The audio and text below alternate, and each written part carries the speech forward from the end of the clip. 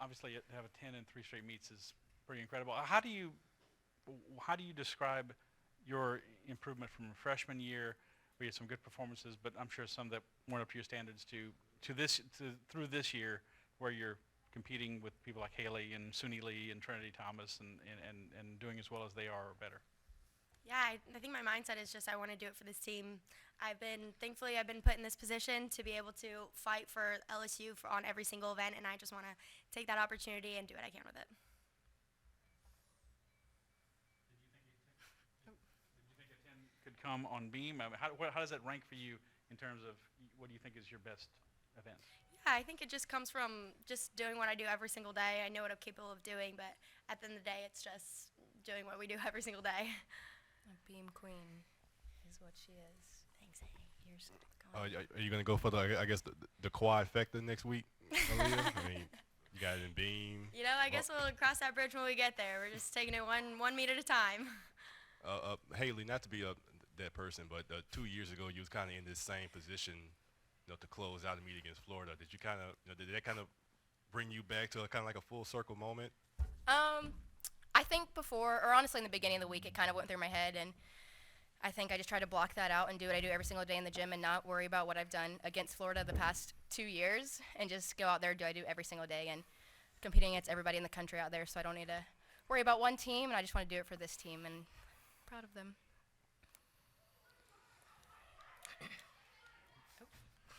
We call that ghosting. Yeah, If you think about the past, we don't like that. Walking around with mistakes of the past is not a good thing to do.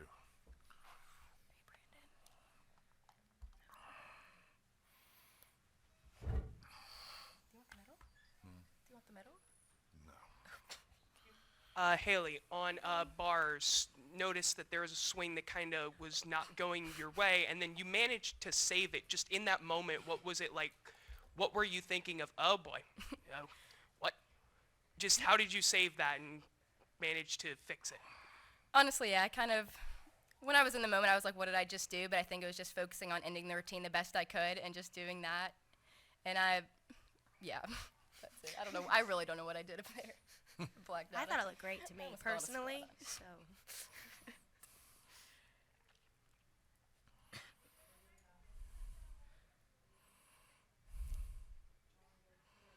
Oh yeah, that's you. You got it. that's just me. Okay. You don't Thank get you. those fans, okay? Sure.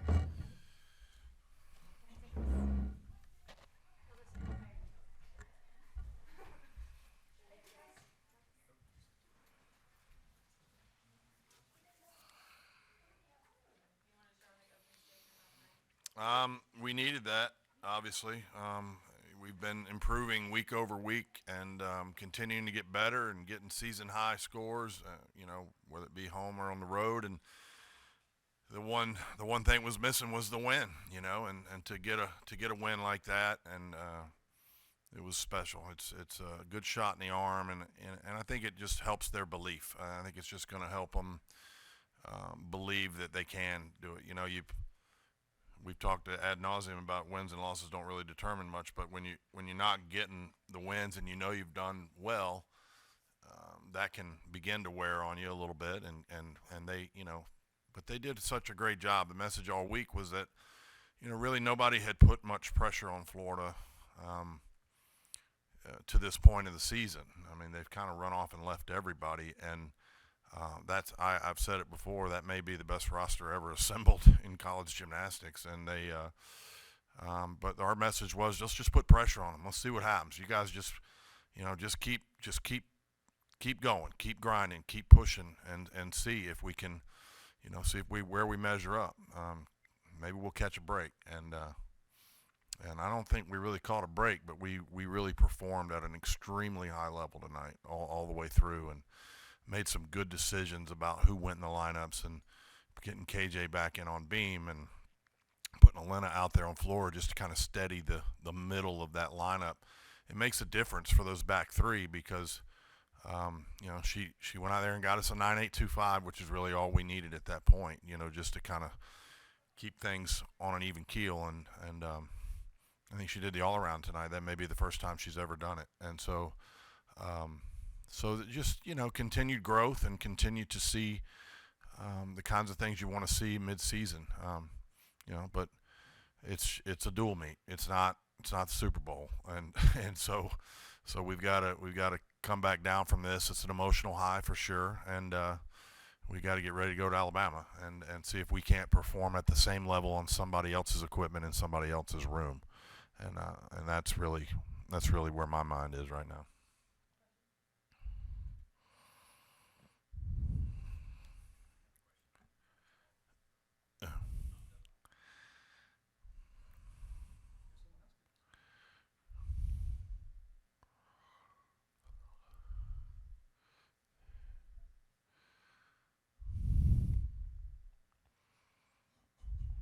Is there, I don't know, any additional meaning for this being the first win by any SEC team in the regular season since late 2019 over Florida? I wasn't even aware of that. I know they've been on a run, kind of a reign of terror, if you will, the last several years, and they are the right now. They've been the gold standard in the league the last several years, but I wasn't aware of that. It's kind of similar to the 3-year run we had, 16, 17, 18, I think, where we went undefeated, I think 3 years straight. That you get on streaks like that and things are cyclical.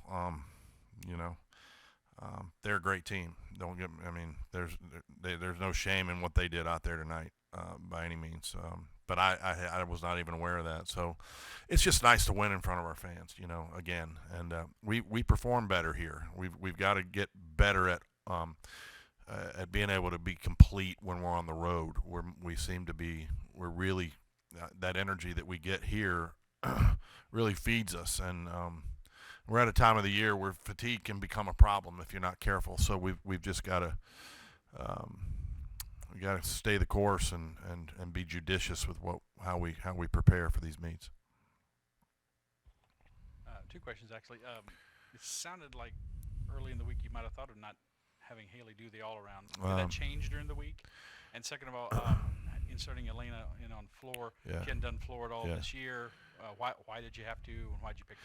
Well, two parts to that. One, early in the week, I was concerned about Haleigh and Alona. Alona's got a groin strain that has been worsening, and she came out of last weekend really hurting throughout her hip. We had it scanned because we were concerned that it might be something a little more serious. It wasn't. Gave her 3 days to just do nothing and calm it down, and yesterday she did a little bit, and she told me, she said, I can go. I feel better. And we're going to have to keep nursing that. She'll probably be hurting a little bit after this one too.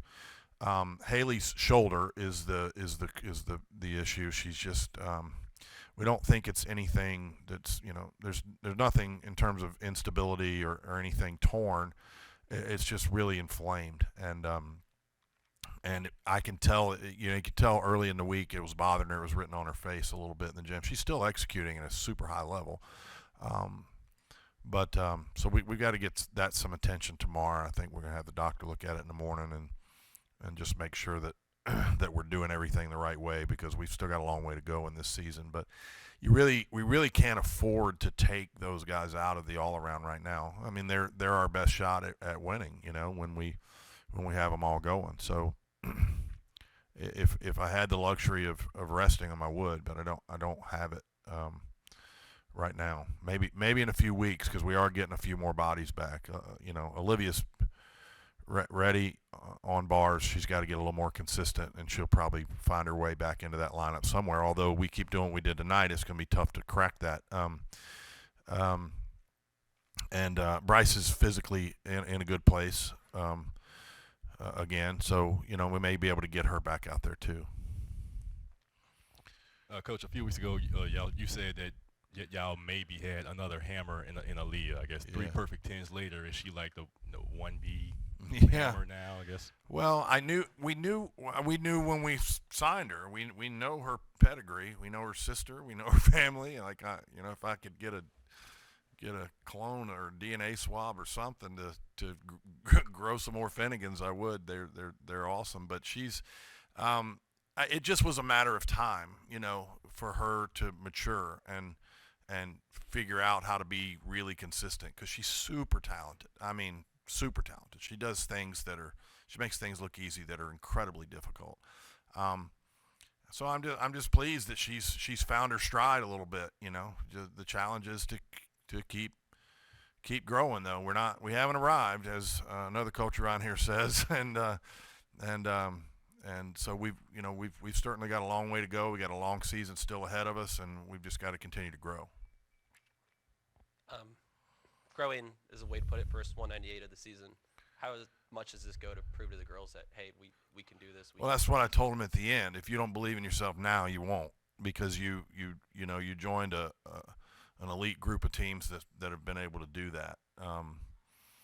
And against what I believe is as I said, the best roster in the country. I mean, you went toe to toe, regardless of, gymnastics fans are always going to gripe about scores, and coaches gripe about scores, and those things happen. And but I don't think there was anything glaringly out there that separated our two teams just in terms of execution. I thought it was two very, very good teams that executed at a very high level tonight. Now, who knows?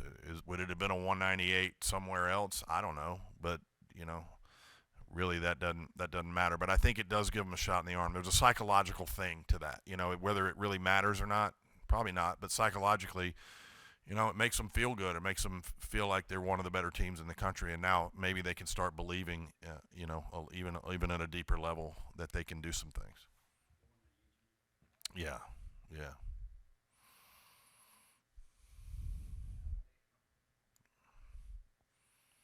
Totally dodged my question about the floor. Oh, did I?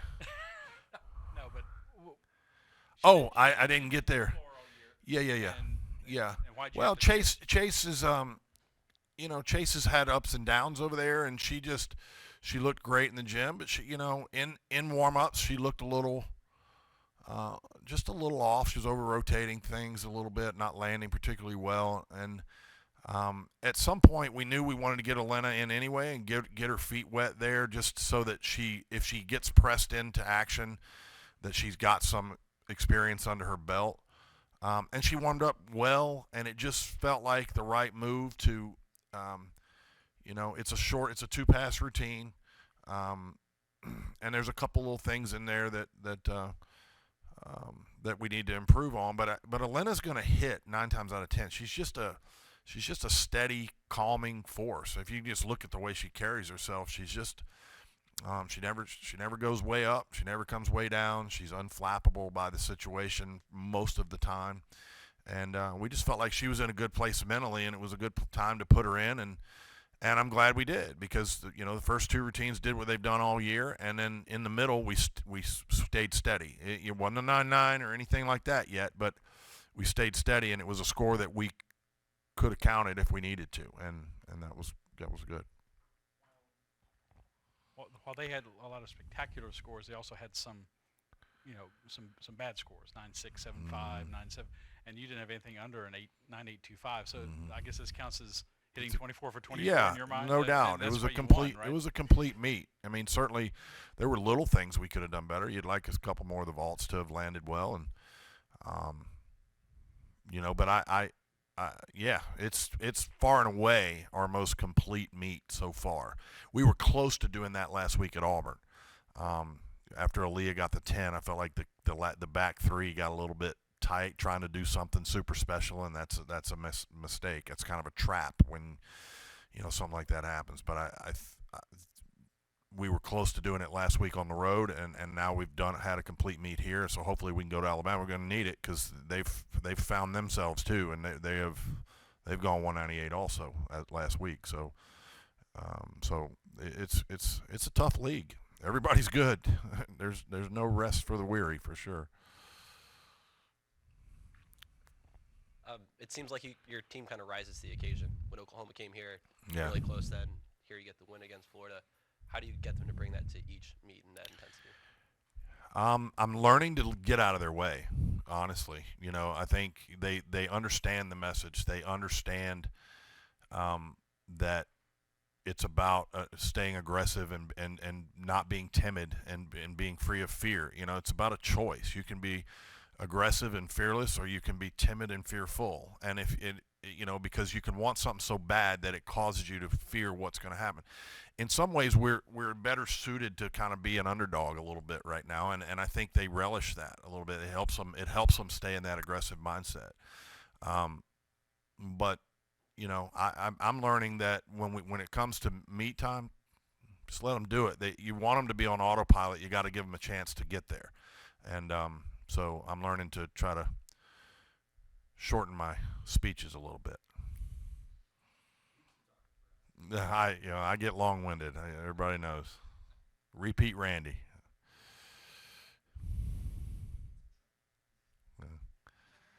All right, thank y'all.